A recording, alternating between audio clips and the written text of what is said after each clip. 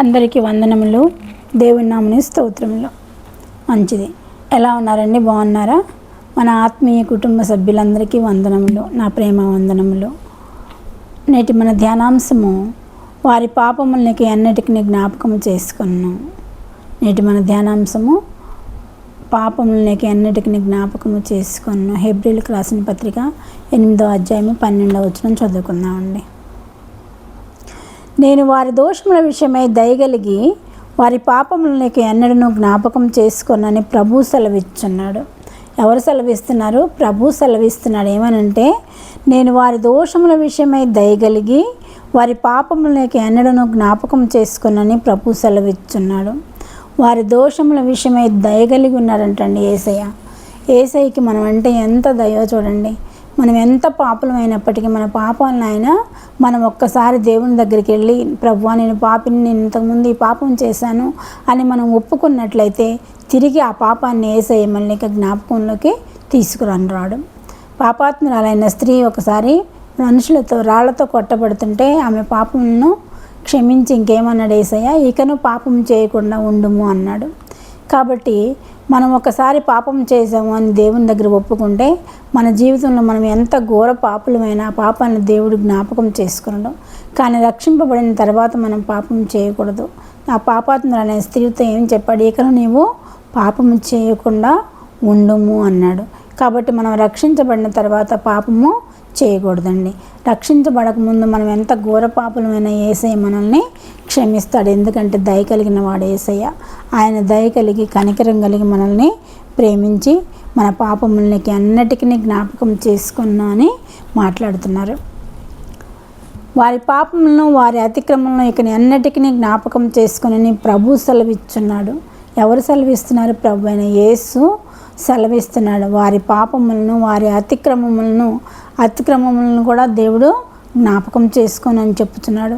నేనే నా చిత్తానుసారముగా నీ అతిక్రమలను తుడిచివేయుచున్నాను, నేను నీ పాపములను జ్ఞాపకము చేసుకోను అంటున్నాడు.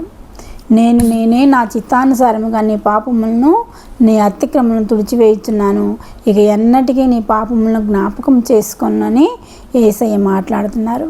కాబట్టి మనము మన విమోచకుడైన యేసయ్య మాటలో వినాలి. మన విమోచకుడు సజీవుడు, నిత్యజీవుడైన దేవుడు.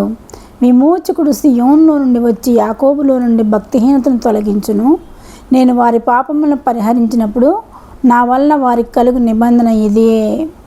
విమోచకుడు సియోనులో నుండి వచ్చి భక్తిహీనతలో నుండి విడిపిస్తున్నాడు. ఇశ్రాయేలుని, యాకోబును పాపంలో నుండి విడిపించి ఇశ్రాయేలుగా మార్చాడు. అలాగనే నన్ను కూడా ప్రభు అయిన యేసు సువర్ణముగా మార్చాలని చూస్తున్నారు. యేసయ్య మన పాపములను, మన దోషములను క్షమించి, మన అతిక్రమలను క్షమించి, కనికరించి దయ చూపిస్తున్నాడు మన మీద. దయ చూపించి మన పాపములను, మన అతిక్రమలకి అన్నిటికీ జ్ఞాపకం చేసుకొను అని మాట్లాడుతున్నాడు. ఇక్కడ యాకోబుని చూడండి. యాకోబు మోసగాడు. అన్నయ్యను మోసం చేశాడు, తండ్రిని మోసం చేశాడు. మోసం చేసి జ్యేష్ఠత్వాన్ని పొందుకున్నాడు. అన్నయ్య చంపివేస్తాడని భయంతో ఊరు పారిపోయి లాబాను దగ్గర ఉండి తిరిగి మళ్ళీ వచ్చేటప్పుడు మార్గ మధ్యలో తాను చేసిన పాపాలను దేవుని దగ్గర ఒప్పుకున్నప్పుడు దేవుడు క్షమించాడు. ఇక నీవు మోసగాడివి కాదు, ఇశ్రాయేలువు అని అతని పేరు మార్చాడు. యాకోబు అనగా మోసగాడని అర్థం. కాబట్టి యాకోబు అనే పేరు నీకు మారుస్తున్నాను నేను, నీ పేరు ఇశ్రాయేలు అని దేవుడు మార్చడం జరిగింది.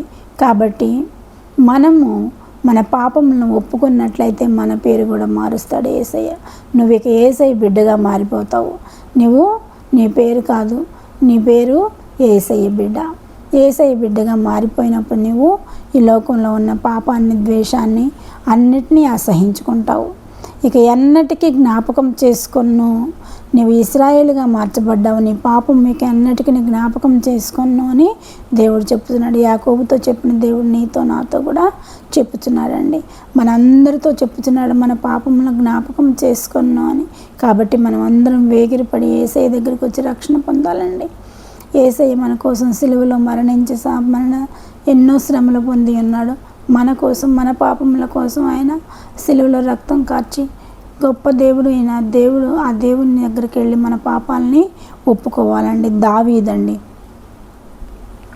దావీదు ఉరియా భార్యని వివాహం చేసుకోవడం అనేది తప్పు అని దేవుడు గద్దించడం జరిగినప్పుడు దావీదు తన పాపాన్ని ఒప్పుకున్నప్పుడు దేవుడు ఆయన్ని క్షమించాడు. నీ పాపములకి అన్నిటికీ జ్ఞాపకం చేసుకొను అని దావీదుకి చెప్పడం జరిగింది. కాబట్టి ఇలాగున దావీదు, యోసేపు, ఇశ్రాయేలు, యాకోబు ఇలాంటి వాళ్ళు అనేక మంది తన పాపాలను ఒప్పుకొని దేవుని సన్నిధిలో ఇంకెన్నటికీ వారి పాపాలను జ్ఞాపకం చేసుకొను అని దేవుడు మాట్లాడుతున్నాడు. వారితో మాట్లాడిన దేవుడు మనతో కూడా మాట్లాడుతున్నాడు. ఇక ఎన్నటికీ నేను పాపములను నేను జ్ఞాపకం చేసుకున్నాను నీతో, నాతో, మనందరితో యేసయ్య ఈరోజు మాట్లాడుతున్నాడు.